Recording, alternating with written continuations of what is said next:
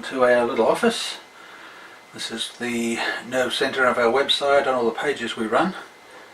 We're doing a little bit different trip this time. We've been on many trips and brought you all sorts of videos from around the state. This time we're going to do a little adventure video with it, just to show you what we do and how we get around and all the bits and pieces that go along with the work we do to try and show you Western Australia. Our website there, Western Australia Now and Then. If you hop onto that, you'll see all the work we do, includes all our photographs, all the information about WA, and many videos that are also hosted on YouTube. Hopefully this video will turn out to be an interesting one and is something you can all enjoy. It's a bit new for me to be in front of the camera. I prefer to be behind the camera. I'm not really upfront talent, as they say, but we're going to give it a go and see how it all turns out this time. Hopefully it'll be good. Okay, cheers. In order to bring back footage and photographs from the trips we go on, we take rather a lot of camera gear. This gives you some idea of the stuff we pack and take away with us. The trips we do aren't just a matter of loading the coaster and taking off. We do a lot of research for all of our trips, and one of our favourite tools is Google Earth. There are plenty of places that we've never been to, but people have been there before and taken photographs. By viewing other people's photographs, in combination with Google Earth Street View, we can get a good idea of what a site is like before we actually arrive there ourselves. By using Google Earth in combination with a number of other resources on the web, we get a good idea of what's around an area, and this helps us to develop a list of places we want to see on each trip.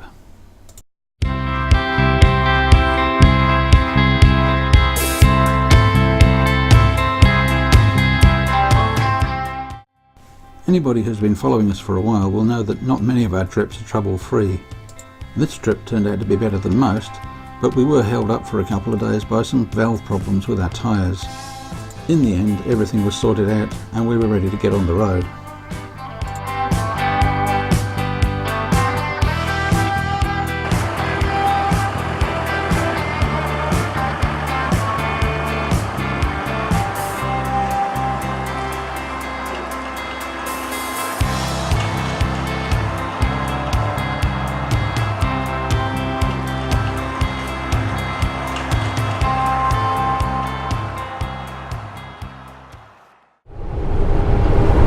We're finally off and we're heading south. We're going to be looking at the tall timber country and also heading out as far as Mount Barker. Our first stop is the Transport Museum at Boyanup. From there we're heading up through the Ferguson Valley, down to Donnybrook, out to Nannup, Capel, a very brief look at Busselton. From there we're heading further south to Pemberton, Manjimup, Bridgetown.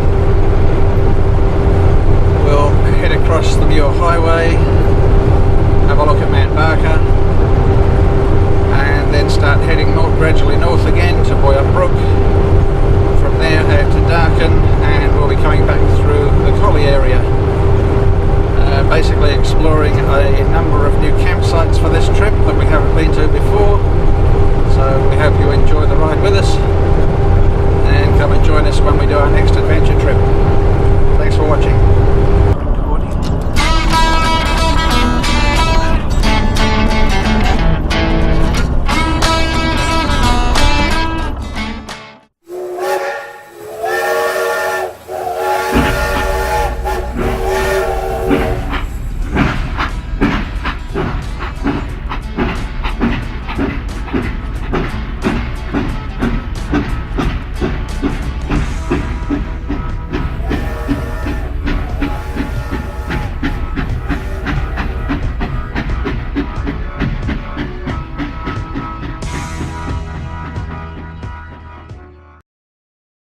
Our first stop on the trip was the Southwest Rail and Heritage Centre.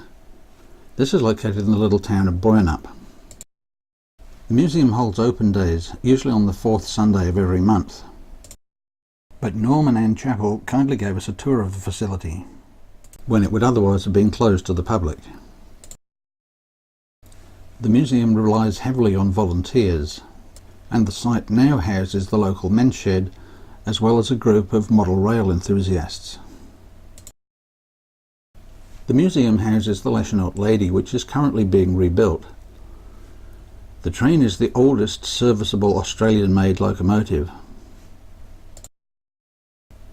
On open days there is a picnic van which provides refreshments, and entry to the museum is by donation.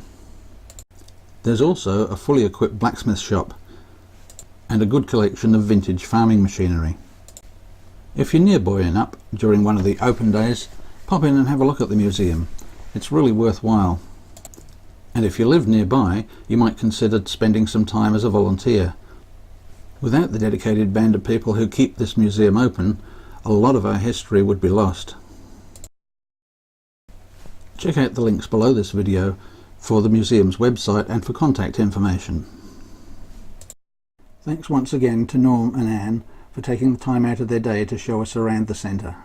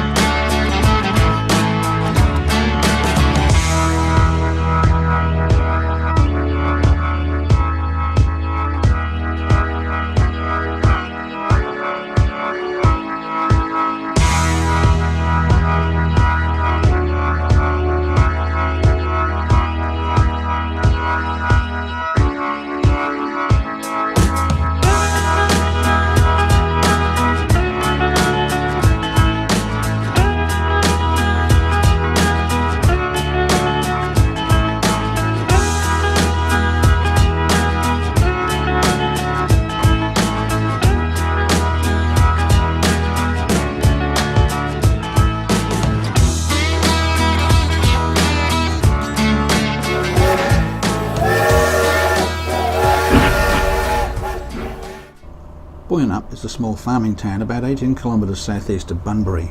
The name originates from an Aboriginal word that apparently means place of quartz. This probably means that it was an area where spearheads were originally made. Settlement in the area dates from about 1845, but a town site wasn't gazetted until about 1894. Although it's located quite close to Bunbury, Boyanup really remains a quiet, unspoiled little country town.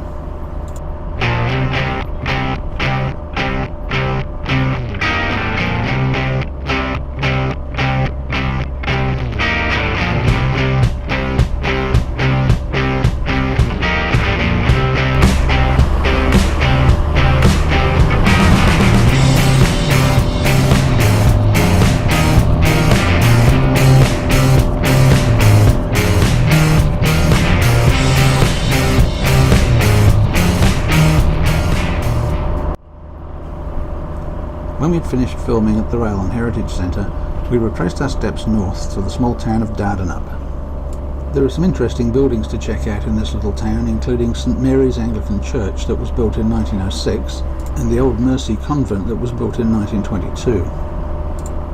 There's a very good little rest area in town for travellers, and you can combine this with a great local bakery and stop to have morning tea or even lunch. It was a bit early in the day for us, so we just passed through on our way to the Ferguson Valley.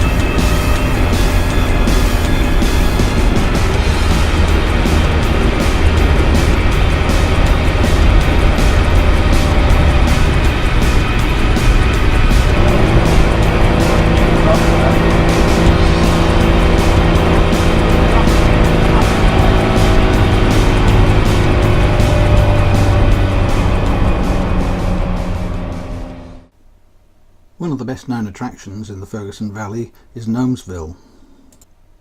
This incredible collection of gnomes started off as a protest. One solitary gnome, placed by the side of the road as a protest against the development of a roundabout, has become this amazing collection driven by visitors from all over the world. This really has to be one of the most amazing things we've ever seen on our travels. The inventiveness and creativity some people lavish on their gnomes has to be seen to be believed. If you visit the Ferguson Valley, you really have to drop in at Gnomesville and have a good look around.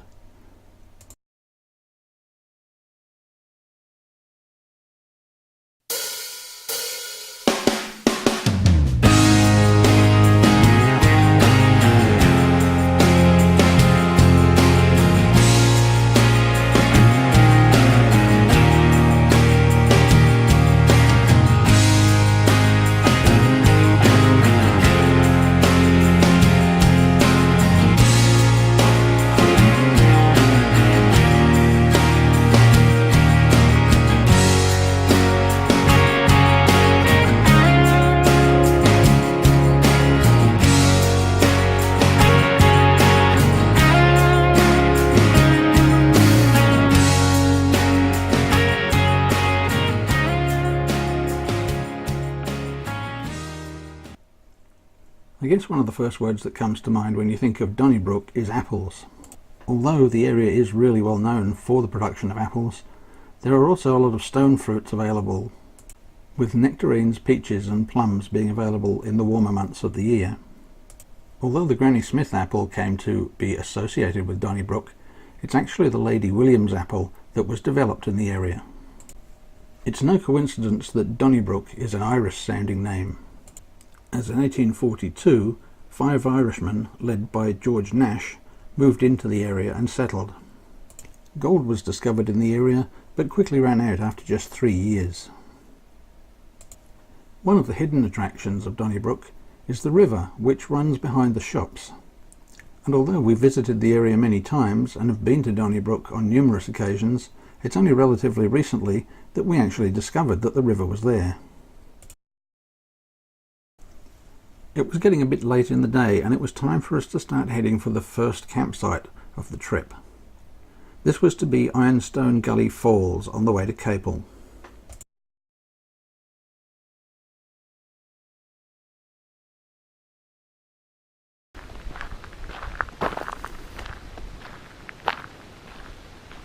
Reasonably big turning area here at the top.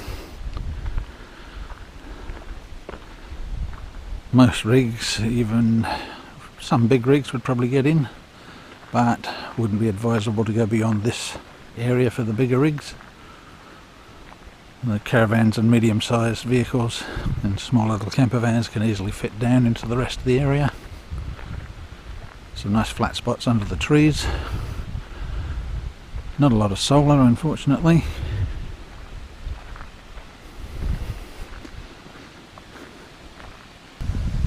Well, our first day's travel took us down to Boyanup, and from there we went to Boyanup, where we had a look at the local transport museum. Thanks to Norm and Anne for letting us have a look around there. Made our way from there up through the Ferguson Valley, very pretty this time of year when it's all green. And from there we came back through Donnybrook, very busy place at the moment. Obviously we're school holidays, right in the middle of it. It's like Perth at rush hour, which is rather unusual for a little town like that. And from Donnybrook we just came along to Ironstone Gully Falls, halfway between Capel and Donnybrook. And this is where we're going to spend the night before moving on tomorrow.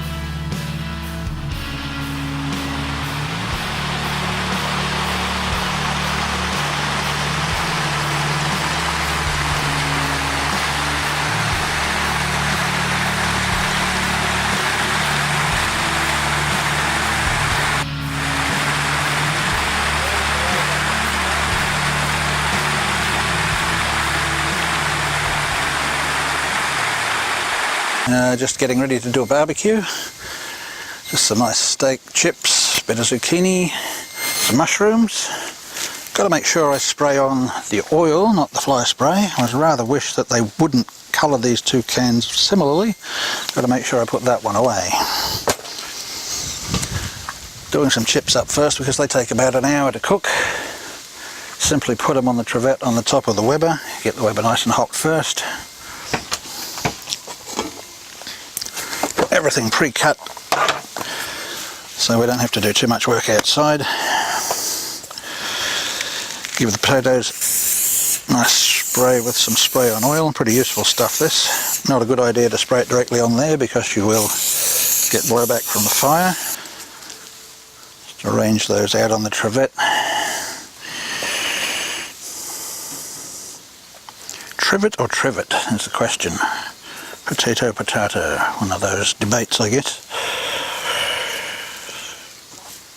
Might have to give it a quick spray while it's on there actually, because we've missed some of the potato.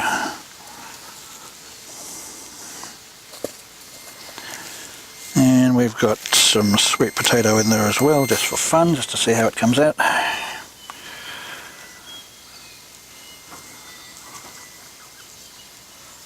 The softer veggies, mushrooms and zucchini we leave for a bit later, so they will overcook if I put them on now. This is the fun part.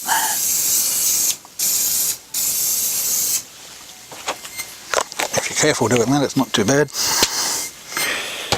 That's it. We come back in about an hour's time.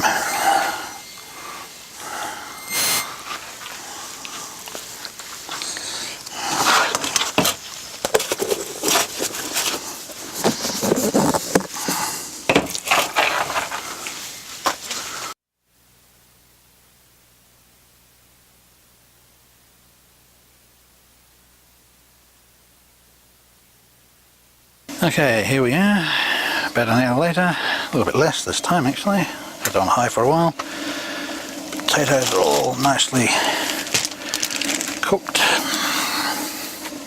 depends how you like them. I like them nice and soft in the middle. Whoops, we're losing them.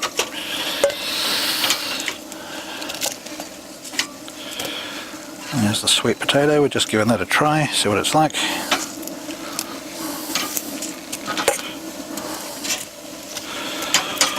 Pop these into a metal pot. It helps retain the heat while we cook the steak. And we just pop a lid on that. It all helps to keep the heat inside. Okay, the temperature's nice and high now. Get those steaks on, get them nicely seared.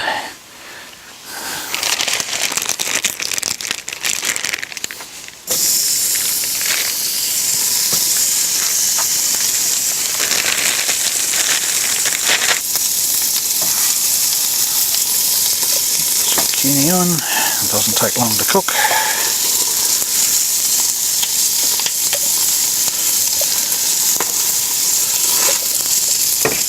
And while that's starting, go and grab a bit of butter to put on with the zucchini.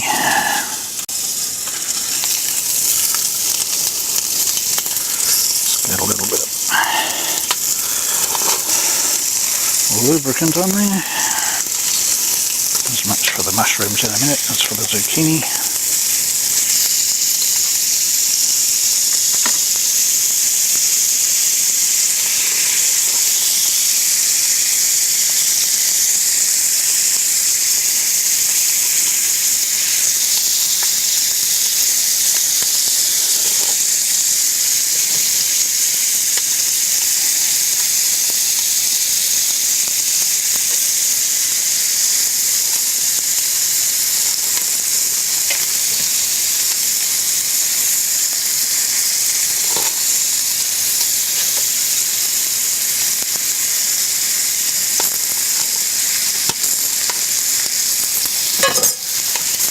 Steaks a bit of a turnover. They don't take very long to cook. Definitely don't want to overdo your steaks. Another shake of salt for this side.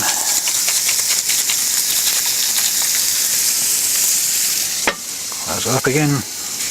The idea of a Weber is to cook with the top closed. And just for a little bit extra flavour on the zucchini. This time it's soy sauce, but we also use teriyaki.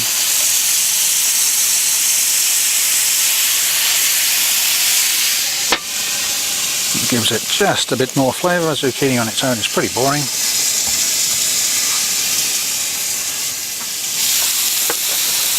Give everything a flip.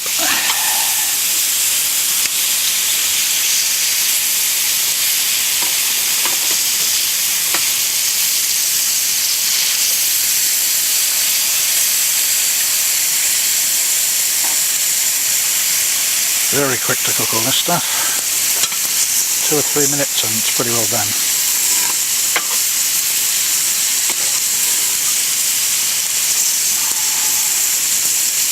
Very close to being done now.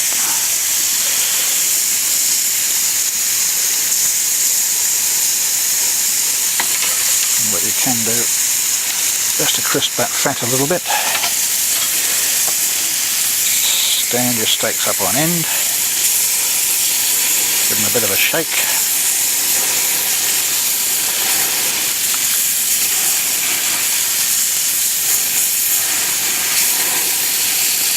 They're pretty well cooked, so all we want to do is crispen that fat up a little bit.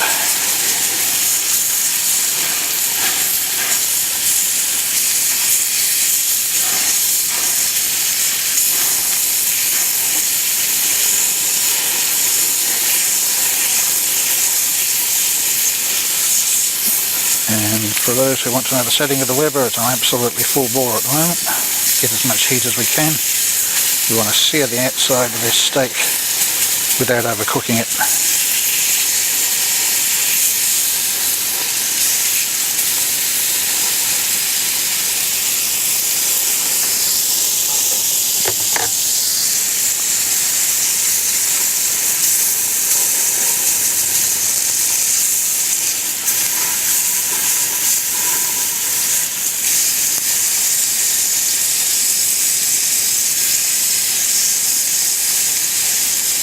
That's about it.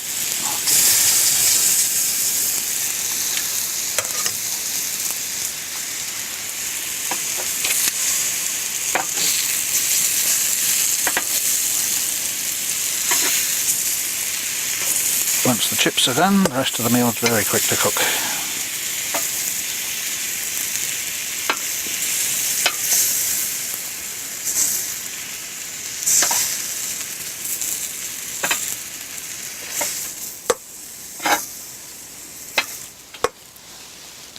And we just leave the Weber on for a few minutes with the lid down. It just helps to carbonise everything in there. Once that's done, it's very easy to clean.